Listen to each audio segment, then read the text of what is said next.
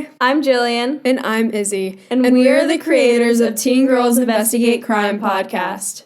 We started the podcast in September of 2020 as a school project during our sophomore year of high school, and it quickly became a big passion project for us that we're still doing today as college sophomores. Our podcast primarily covers true crime cases, and usually these cases are pretty gruesome and grim.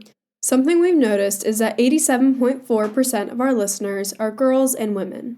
This theme is pretty consistent within the true crime podcast community. The majority of listeners are women. This made us wonder what specifically drew women to not only listen to these dark stories, but also research and produce media about them. It's fairly obvious in modern media that the popularity of true crime has grown immensely. With the rise of true crime podcasters, true crime TikTok pages, YouTube channels, and books upon books being published covering both fiction and nonfiction true crime stories, it's obvious. What do many of these stories have in common? They're created by women and most often consumed by women and girls. Recently, a lot of scientific research has been going into determining why this phenomena exists. Why are women fascinated by violent, brutal, and often graphic stories about true crime? Well, the truth is, it all dates back to evolution, and as much as I hate to say it, the binary roles that women are assumed to take. Let's face it, women and men are forced to go through the world in different ways. As girls, it's clear from an early age that there will always be a sense of underlying fear. Being told to cover up, be nice and sweet to strangers, and not make people angry, to only wear one earbud when in public alone, to always be mindful of who lurks in the dark. A nightmare for a boy may include zombies or an embarrassing occurrence at school. A nightmare for a girl often includes a man. Women are forced to imagine themselves in the role of a victim, not because we are one, but because unfortunately we live in a world where we most likely become one. When researching the psychology behind why women are fascinated by true crime, I found two main points. Women's interest in true crime is driven by empathy, and education about true crime is empowering in and of itself. Biological women are by nature more empathetic than biological men, and throughout our lives we're expected to uphold the standard of being sweet, calm, understanding, nurturing, and kind.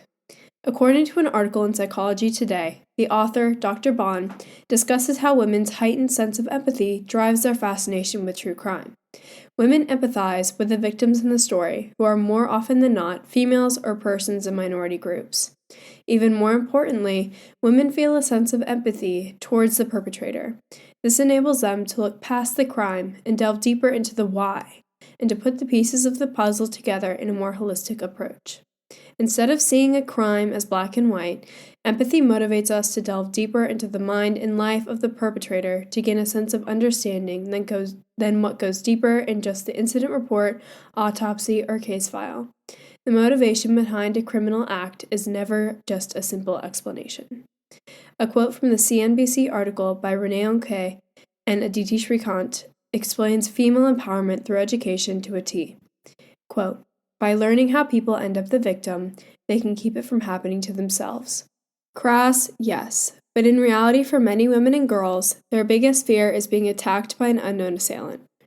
Knowledge is power. Looking your worst fear in the face and dissecting what drives people to kill, rape, manipulate, or mutilate brings a sense of ease and empowerment that if put in a similar situation, you might know what to do to protect yourself.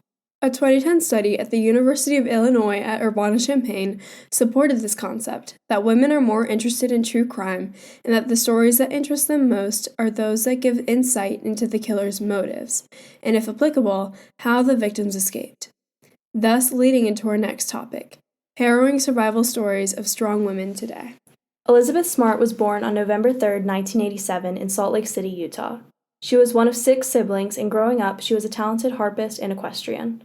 In June of 2002, she was kidnapped from her home and held captive by a couple named Brian David Mitchell and Wanda Barzy. She was only 14 years old. During the duration of her captivity, she was raped, abused, and drugged. On March 12 of 2003, Elizabeth and her kidnappers were recognized in public, and she was rescued. Since her rescue, Elizabeth has shared her experience publicly through her foundation and memoir. She also helped write the United States Department of Justice's 2008 Handbook for Kidnapping Survivors.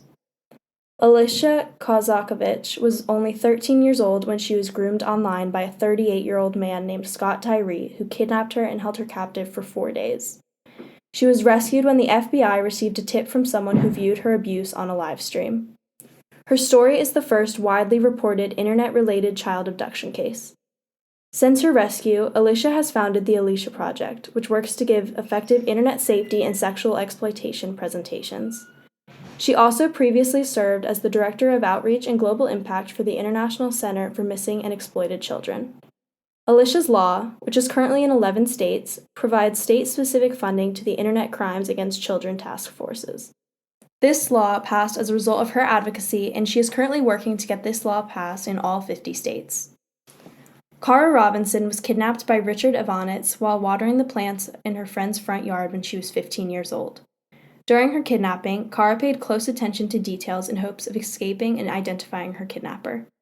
For example, she paid attention to the amount of turns he made while driving, and she noticed the names of his doctors on his refrigerator. She also behaved calmly and kindly towards her attacker, which enabled her to escape once he was asleep. After her escape, she helped police locate his apartment, which led to them identifying him as the killer in 3 unsolved murder cases. Cara went on to work in law enforcement, and she currently uses her social media platform to spread awareness about her story and offer safety tips. Ultimately, these stories show a common theme of strength and solidarity among women. We unfortunately live in a world where women feel unsafe because of the actions of men. These badass, strong women use their trauma to inform other women on how to be safe and strong. I think that having knowledge of these cases can be the most empowering thing for women navigating a dangerous world, especially in light of recent political events. Following the results of the 2024 United States presidential election, many women, specifically survivors of violence against women, feel angered and disappointed to see sexual predators in positions of power. Additionally, the minority groups that are often victimized by violent crimes are also being disenfranchised and targeted by current legislation. These groups include, but are not limited to, the indigenous population, people of color, transgender people, the queer community, people with disabilities, and women. Having a voice in the true crime community can help women, as well as all marginalized groups, feel in control of situations and crimes that characteristically target minorities.